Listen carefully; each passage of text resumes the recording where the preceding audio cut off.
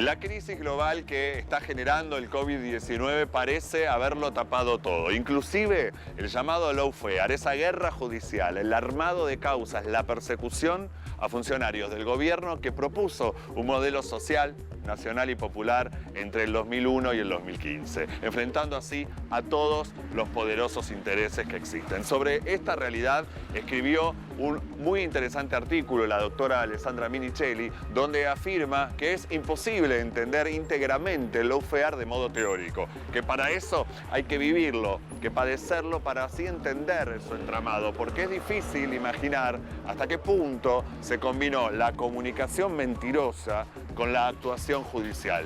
Pero para descubrir parte de este entramado fue muy interesante y con pruebas contundentes la exposición que hizo en el Congreso de la Nación en 2019 el juez Alejo Ramos Padilla, que reveló el accionar de una red ilegal de espionaje político-judicial con impensados objetivos, procedimientos y conexiones.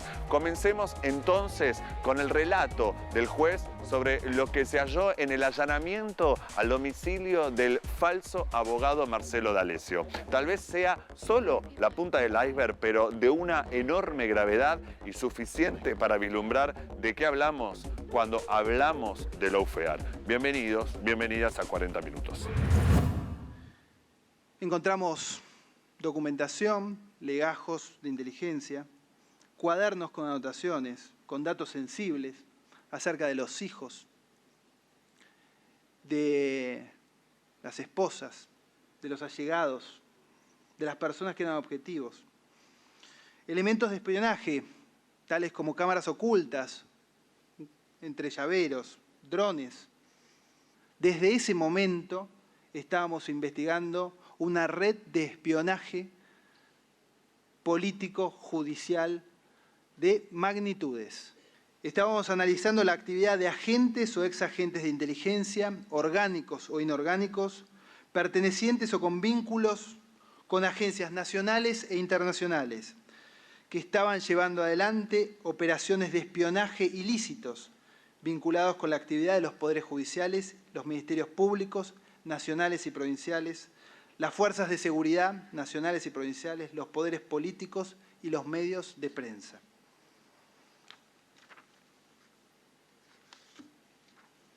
Tal vez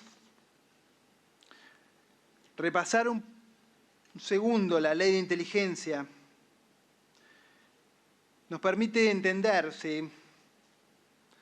que al menos las agencias del Estado no llevaron adecuadamente las actividades de contrainteligencia para evitar que una organización de estas características actúe en la Argentina.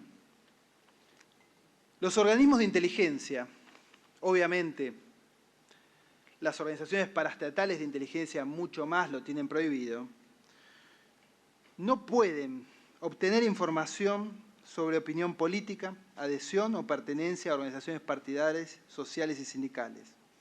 No pueden influir de cualquier modo en la situación política, en la opinión pública, en personas, en los medios de difusión o en asociaciones o agrupaciones letales de cualquier tipo. Vamos a observar que este falso abogado, al mismo tiempo, tenía una actividad muy intensa dentro del ámbito de la prensa.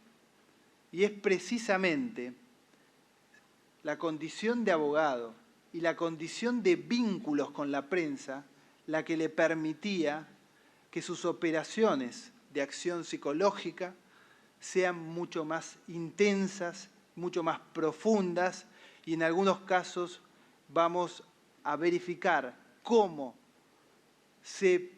con un detalle increíble, hay por parte de D'Alessio una planificación acerca de que primero tenía que ir a determinado medio de prensa y luego tenía que ir a la justicia a relatar exactamente lo mismo. Una persona que en términos de ellos antes había sido ablandado o puesto en pánico. Este año, formate en responsabilidad social. Hoy, el conocimiento solo no alcanza. En EduForce te ayudamos a comprender la realidad y te damos las herramientas para llevar la responsabilidad social al interior de tu organización. Desde un proyecto hasta una estrategia integral, te enseñamos a diseñarlos, ejecutarlos y a medir y comunicar los resultados.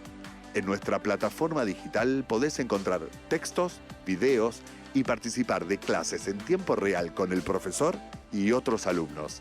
Lo haces a tu ritmo y desde la comodidad de tu casa. Llevamos más de 10 años formando las nuevas generaciones de líderes comprometidos con el desarrollo sostenible y ahora también en perspectiva de género. Ingresá en eduforce.com e inscribite. Obviamente hemos comprobado muchas de los modus operandi de esta organización a través de la documentación y eso se ha señalado en la resolución. Eso no quiere decir que la actividad de espionaje ilegal que realizaba esta organización tampoco no tuviera también otros fines, como el de obtener dinero, apropiarse de dineros de empresarios, de empresas nacionales o extranjeras.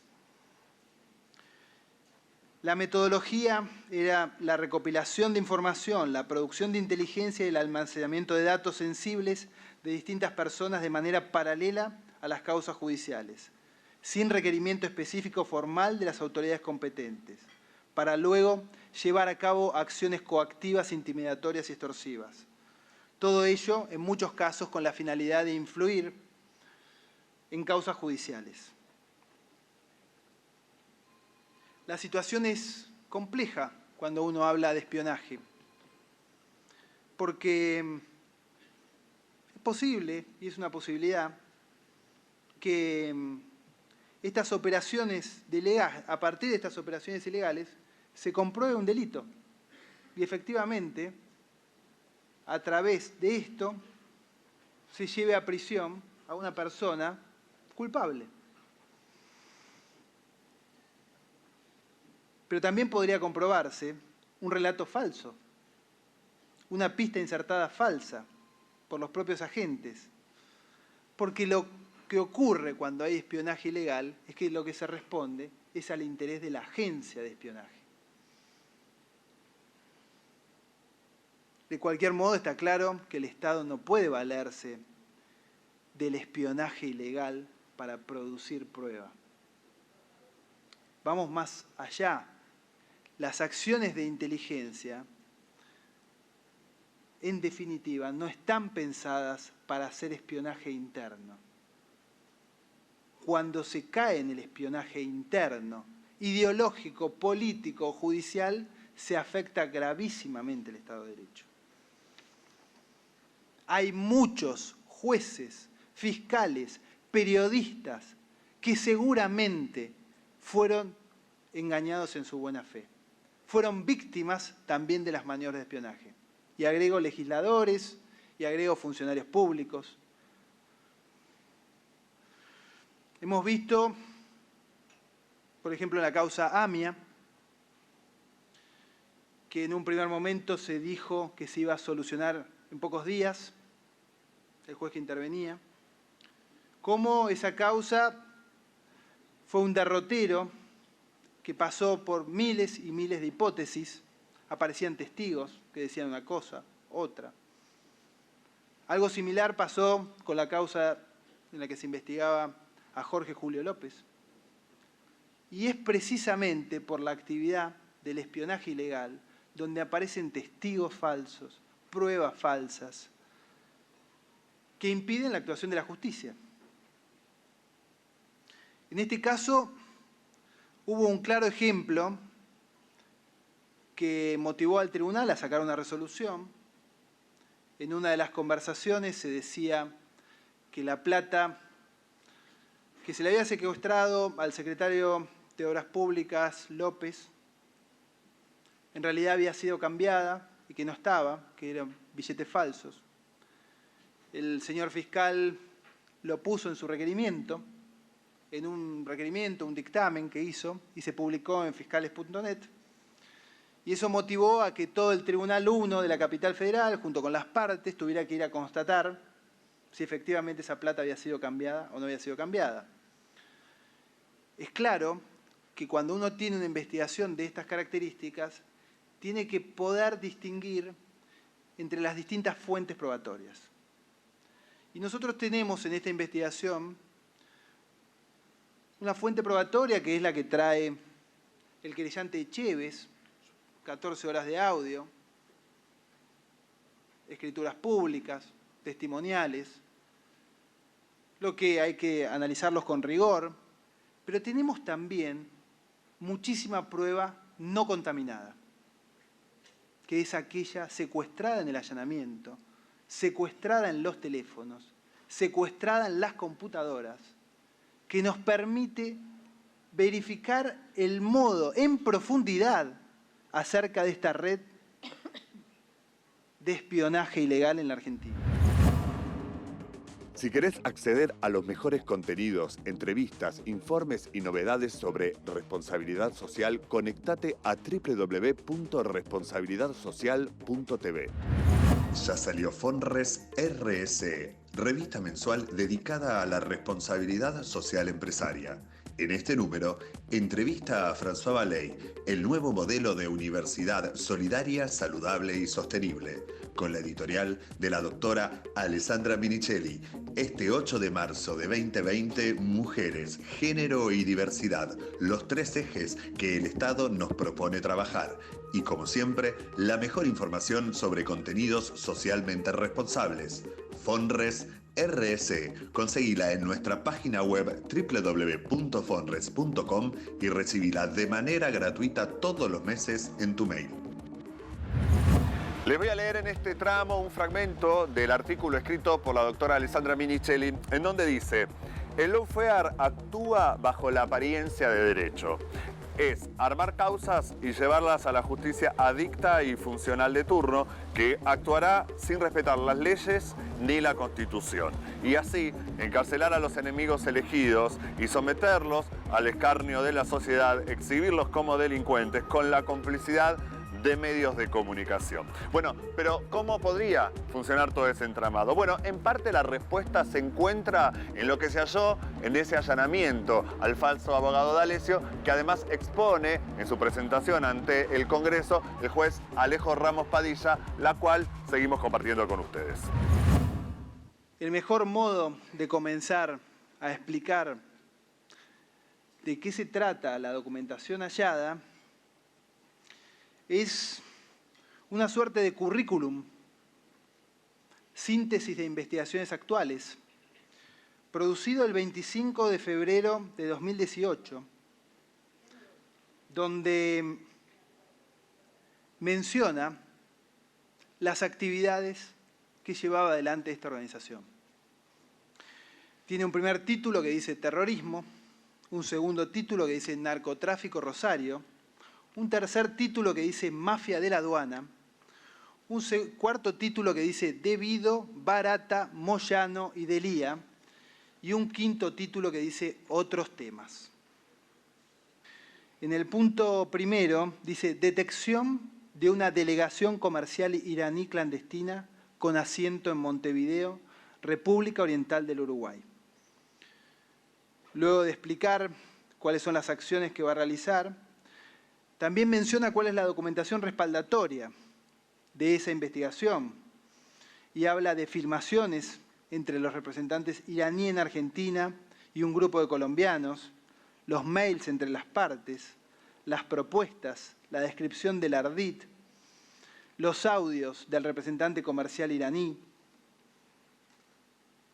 Insisto, estamos hablando de una organización al menos paraestatal, no reconocidos sus agentes como parte del Estado argentino, con vinculaciones de todo tipo. Según lo explicitado por D'Alessio, la motivación de tales tareas de inteligencia serían actividades terroristas que tendrían como objetivo la detección de una delegación comercial iraní clandestina con asiento en Montevideo, República del Uruguay. Un elemento significativo vinculado a tales hechos es la propuesta realizada por el imputado al usuario telefónico como Carlos Stornelli. el señor Marcelo, identificado como Marcelo D'Alessio, dice: ¿te interesa un caso de terrorismo? Me interesa. A la vuelta te lo doy a vos y lo coordinamos con Santoro. Es la embajada paralela de Irán que está en Montevideo. Si Macri o María Eugenia llega a comprar el cemento o diésel que ofrecen con cobertura de empresas rusas, nos quitan el acuerdo del Fondo Monetario. Te vas a ganar más que un premio, mucho más.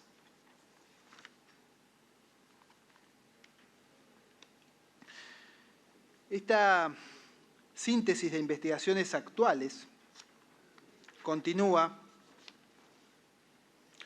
con las investigaciones de estas características de narcotráfico en Rosario. Y acá se habla que para llevar adelante esas acciones se utilizaron cámaras ocultas con uno de los principales actores locales, lo que demuestra la actividad en el terreno, en el campo, detecciones de filtración de inteligencia, detalles migratorios, detalles de celdas, filmaciones aéreas y capturas fotográficas. Insisto, recordemos que no se trata de un agente o funcionario público estatal. La siguiente presentación que se hace en la síntesis de investigaciones actuales, es decir, las investigaciones al 25 de febrero del 2018, dice Devido, Barata, Moyano y Delía.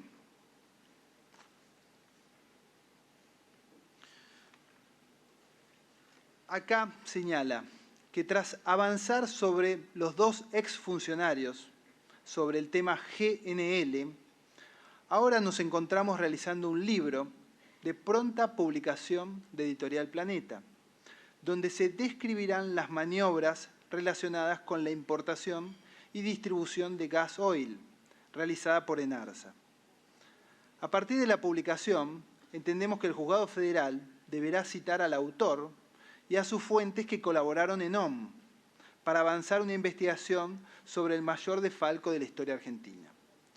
Documentación respaldatoria: 1 año y medio infiltrado entre los diferentes directores de Enarsa.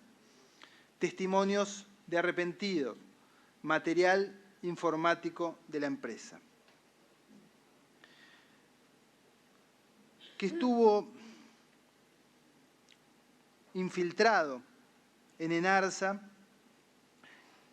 es un hecho que también surge de las grabaciones acompañadas por el señor Echeves, donde señala, señor D'Alessio, haber estado durante 1 año y medio para darle información a la NSA. En esa causa, GNL prestó declaración testimonial y aportó documentación.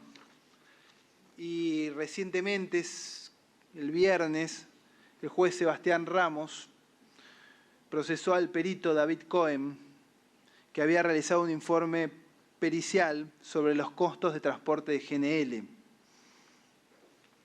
Y luego aparece un punto quinto, otros temas.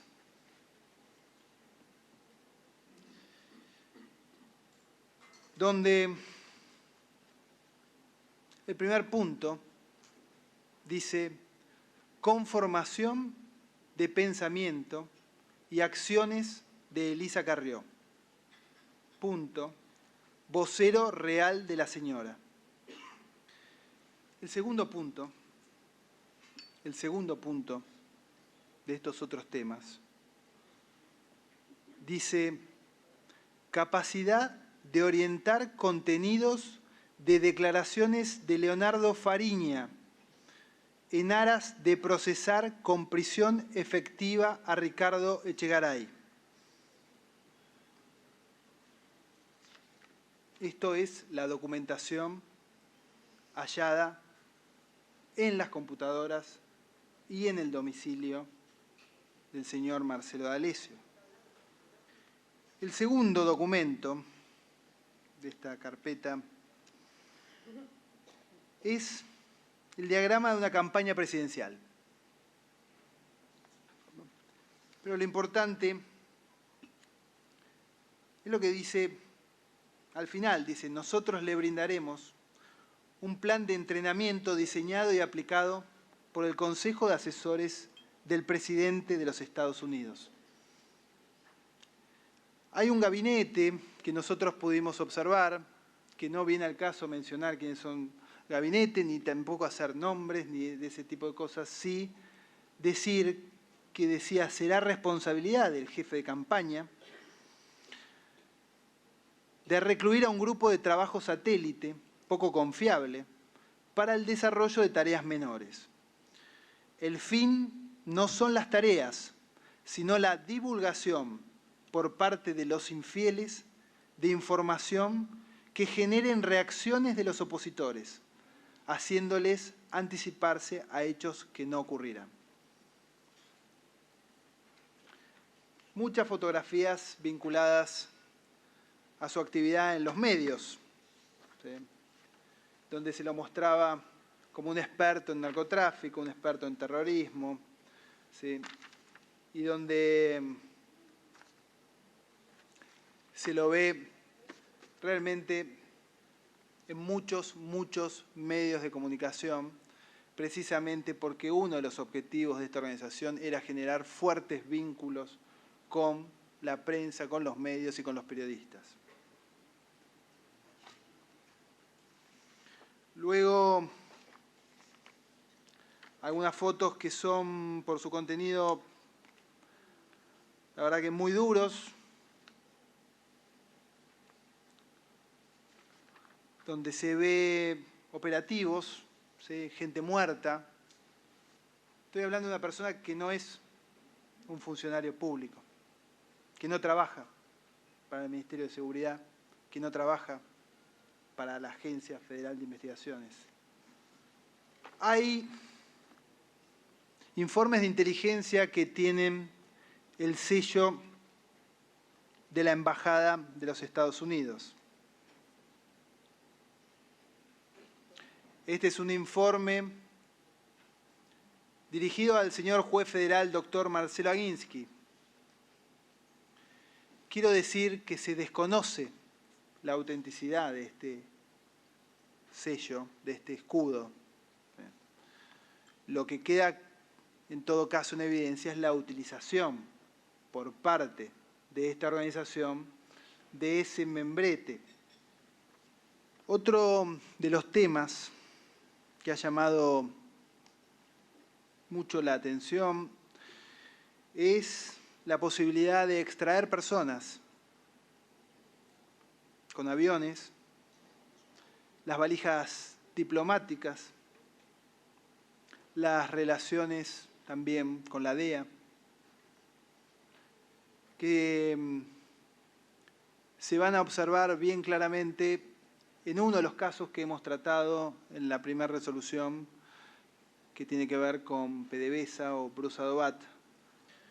Luego señala a varios empresarios de medios y periodistas, donde me vuelvo a sentir en la obligación de aclarar que muchos periodistas pueden haber sido afectados en su buena fe y haber formado parte de una maniobra de espionaje ilegal iniciada con anterioridad de la que ellos no tenían conocimiento. Por eso la importancia, tanto para los medios de prensa, los periodistas, los jueces, de la responsabilidad de tratar de llegar a la verdad y, en el caso de los periodistas, brindar información verídica, que es el eje número 1 que plantea la UNESCO en función de la libertad de expresión. Y es el eje número 1 de quienes estamos dedicados a la actividad judicial, que es la búsqueda de la verdad. Y así llegamos al final de este programa en donde intentamos revelar parte del entramado detrás del armado de causas a través de organizaciones ilegales, de espionaje, con nexos y alcances de todo tipo. Esto fue 40 Minutos y, como siempre, gracias por habernos acompañado.